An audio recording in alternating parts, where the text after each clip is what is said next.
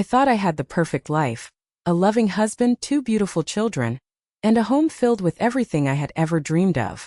But one reckless night at a gambling table destroyed my marriage, and the man who stepped in to help me was the very man who had been waiting years to destroy my life. My life story is a strange one. I was an innocent woman caught between poverty, family expectations, and a love I never expected to find. In the small Midwestern town where I grew up, everyone knew everyone, and a girl's reputation could travel down a dirt road faster than a thunderstorm. I came from a modest farm family. My parents had managed to keep me in school through high school, but after graduation my older brothers thought I had studied enough. They didn't like the idea of me attending the local college because it was a small community college where young men and women studied together. I was the youngest child in the family, and my brothers were protective of me, thinking college would only bring trouble. My father loved me dearly though, and I knew that if I could just get him to listen, he might understand. So I went to my Aunt Martha and begged her to help me. Her son Tim had loved me since we were children. Our families had lived near each other for years, and everyone had always assumed that Tim and I would eventually get married. Tim couldn't stand seeing tears in my eyes. He went straight to his mother and insisted that if he didn't have a problem with me going to college, her brothers shouldn't either. He added something that surprised everyone, saying I was going to be his wife someday and he wanted an educated woman. His words changed everything. Aunt Martha went to my father and stood up for me, convincing him to let me attend college, even though the idea was still considered unusual in our little town. Tim also reassured my father and brothers that he would look out for me. Finally, I was allowed to enroll. I was grateful, but I didn't know that going to college would change my entire life. Tim visited our house often, but whenever I saw him, my heart didn't race. I respected him and was comfortable around him, but I wasn't in love with him. Then college began, and somehow, without warning, my heart started looking in another direction. I tried to remind myself that Tim was the man everyone expected me to marry, but my heart refused to listen. I knew I had to be careful because in a small town, people noticed everything, and a single rumor could ruin a girl's reputation. So I kept my head down, studied hard, and made it through my first year without trouble. Then, as final exams approached, something happened that I never saw coming. One afternoon, a classmate named Sam walked over to me and asked if he could borrow my sociology notes. I didn't like how casually he spoke to me and wasn't looking to become friends with any of the boys at college, so I politely refused. Sam simply nodded and walked away. That evening I regretted it, thinking about what would have been so wrong with lending him my notes. After that, something strange happened and I started noticing him. Whenever Sam walked down the hallway, my eyes followed him before I could stop them. Before long he noticed. Whenever he caught me looking at him, he smiled. I tried to stay away, but the harder I tried, the more I thought about him. Soon going to college wasn't just about my education anymore, it was about seeing Sam. And I began to realize that Sam was coming to college for the same reason. To see me. After we graduated, Sam went home and took over his father's small business. I returned home and carried my feelings for him quietly in my heart. Now I had another problem. I was terrified that Aunt Martha would come to my parents and arrange my marriage to Tim. I didn't love Tim and I never had. Tim, meanwhile, had no interest in taking over his father's business, preferring poetry, books, and spending long afternoons lost in his own thoughts. His parents complained constantly that he had no ambition, wanting him to become responsible, take over the family business, and get married. Tim still visited our house, but something between us had changed.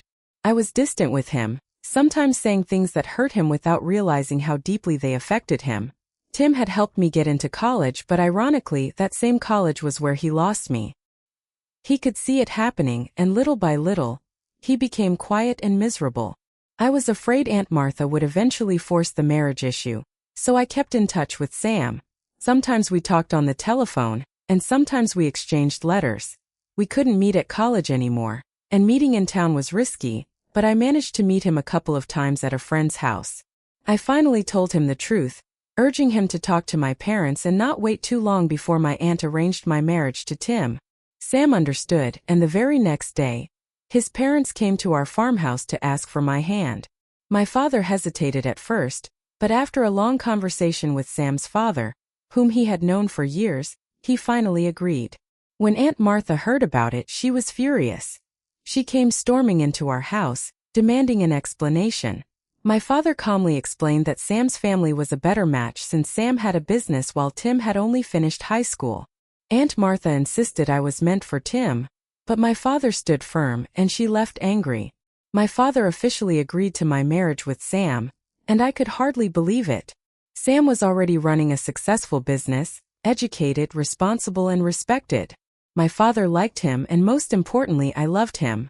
For the first time in my life, I felt like everything had fallen into place. Soon our wedding day arrived.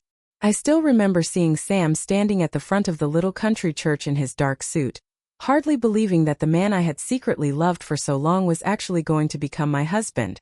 We started our life together. A few years later, our son Charlie was born, and Sam and I lived for that little boy. 2 years later, our daughter Mary came along. Our house became louder, messier, and happier. Sam's parents adored the children, as did mine, and Sam was a wonderful husband and father. His business continued to grow, giving us a comfortable home and financial security. I was so happy that I never imagined our life could fall apart. Then Sam started changing. At first, I noticed he was spending more time with new friends. When I asked him about them, he would just shrug and tell me not to worry about his friends. But something was wrong. The men he was spending time with were gamblers who stayed out late, drank, and played cards for money. Before long, Sam was doing things I had never seen him do before, and the responsible man I had married seemed to be disappearing. I begged him to stop, but eventually gave up and focused on the children, trying to convince myself that Sam would come to his senses. His parents loved and supported me, so I tried to ignore his growing distance. Then one night everything changed. I had just finished feeding the children dinner when Sam came through the front door looking angry. He barely looked at me before shouting in a burst of rage that our marriage was over. He walked straight to his bedroom and slammed the door. I stood there frozen while his mother began crying and his father shouted through the door, asking what I had ever done to him. Sam wouldn't answer, finally shouting from inside for her to leave. My whole body went numb and I collapsed. When I opened my eyes, I was in the hospital with my parents standing beside my bed. I couldn't understand how the life I had built could disappear in a single night. Eventually, my parents took me home and everyone tried to comfort me, but I was still lost inside one question. Why had Sam done this? Months passed, and 6 months after my marriage ended, my father died from the heartbreak and stress that had consumed him.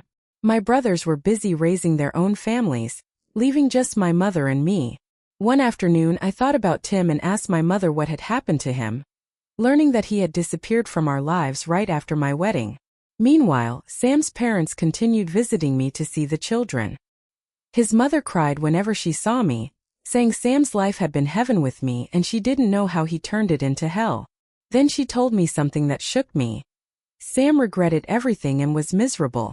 If he regretted what he had done, why had he done it? Eventually, I decided I needed answers and drove to my former in-laws' house. The same farmhouse where I had once been happy now felt like a graveyard of old memories. My mother-in-law hugged me and quietly allowed me to see Sam. He was lying face down on his bed, and when he looked up, his face briefly lit up before the reality of our divorce stood between us like a brick wall.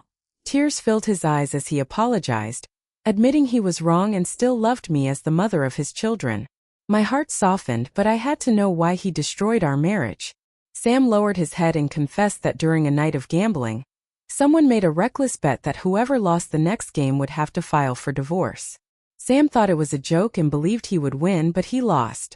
His friends mocked him, calling him weak until, in a moment of anger and humiliation, he went home and ended our marriage. Sam covered his face, explaining that he had left those friends, quit gambling, and hated what he had done, begging if there was any way to get me back. I went home in silence. For a long time, Sam kept coming around because of the children, and eventually we both agreed we wanted to rebuild our family. However, our divorce had been finalized at the county courthouse, so Sam suggested a plan. He had a friend willing to marry me temporarily, and then cooperate with a quick legal separation. Terrified but desperate to save my family, I agreed, unaware I was walking straight into another trap. The man waiting for me was Tim. When I saw him, my body went cold and I almost collapsed, but Tim caught me before I hit the floor. When I woke up in his arms, I tried to pull away, but he was no longer the quiet boy I remembered. He now had money, a huge house, a successful business, and something dark in his eyes. When I begged him to let me go, he laughed coldly, revealing that he had deliberately become friends with Sam, introduced him to gamblers, and pushed him to destroy our marriage as revenge for choosing Sam over him. He threatened that if I tried to see Sam or the children, he would make sure neither survived. It all finally made sense. Tim's feelings had turned from love into obsession and revenge. I was now trapped as his prisoner, every day becoming a struggle as I missed Sam and my children. Tim constantly reminded me that he was now just as successful as Sam. Over the years, I stopped arguing and simply survived. A year passed and I gave birth to Tim's son, but it didn't soften him. Another year passed and a second child was born.